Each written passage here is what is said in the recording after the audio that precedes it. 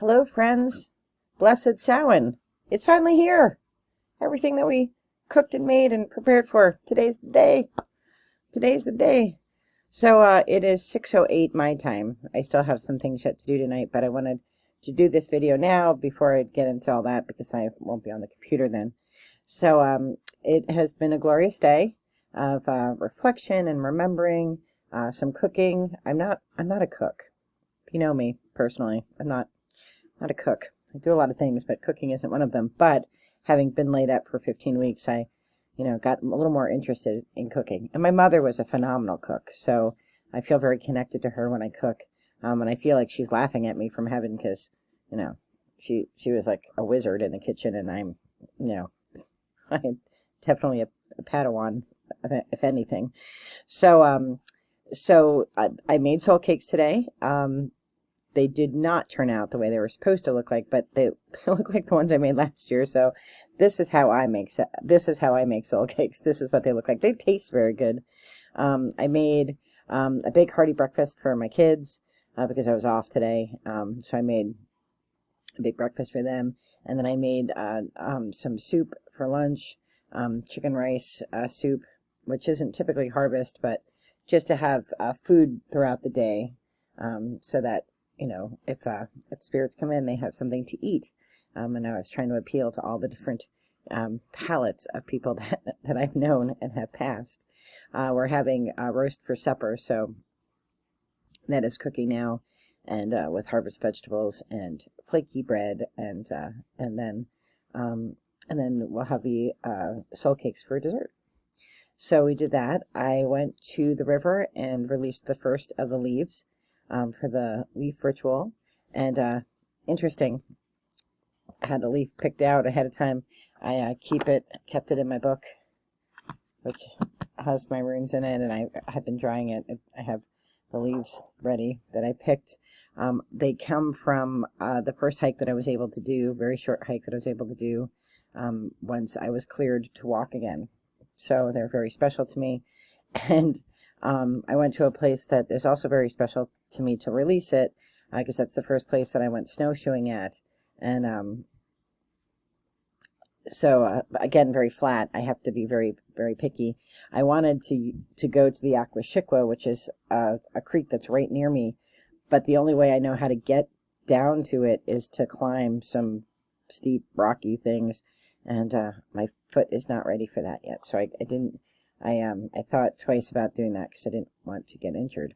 So I go to release the leaf, and it's like this beautiful waterfall, and the colors are amazing.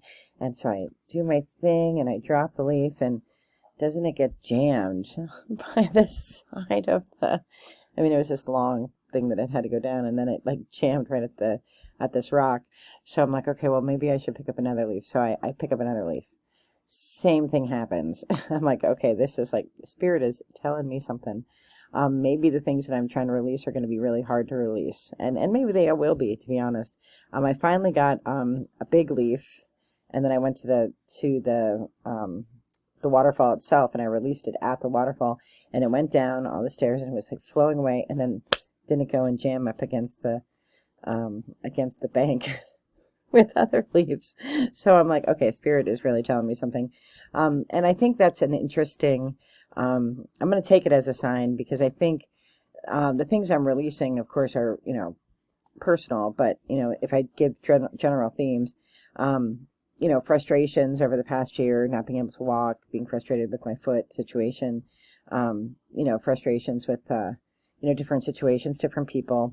There's one person that I let go that it was really hard for me to let go of, and maybe just spirit is like, it's going to be a struggle. Just be aware that these things that you're trying to give up, they are, that's not going to be easy. It's not going to be a clear pathway down that river. You're going to revisit, you're going to revisit the frustration. You're going to revisit the apathy. I can get apathetic about things.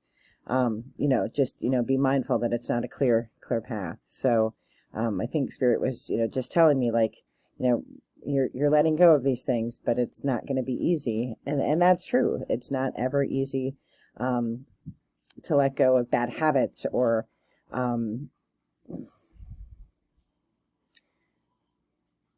just the things that we think typically we want to let go of, right? It's definitely not hard to let go of.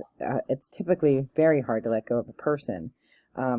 It's fortunate I don't see this person and I don't have any real dealings with the person, so it's not like I'm seeing them every day and like the heartbreak is every day. But my thoughts wander to our friendship and the loss of it. So I think Spirit's just saying, like, gently, but point taken, it's not going to be easy to let go of things. But let go. You've made the commitment to let go, and you know that that's what you're working for and working toward. So tomorrow's leaf will be about accomplishments and celebrations and honoring all the gifts of Spirit and all of the good fortune I've had this year. So that'll be tomorrow, and then the following day, just a message to my future, and a good wish for myself out in the universe. So I did the leaf ritual, and I'm getting ready we're going to have this harvest meal. We're timing it so that it's when my son comes home from work, so that we can all eat together with our plate. And we've done a few of these now, the Tum suppers. We've done a few. I did one with Dave's family last night. We did the one the night before with Nav, which is like friends and then family. So we're covering everybody.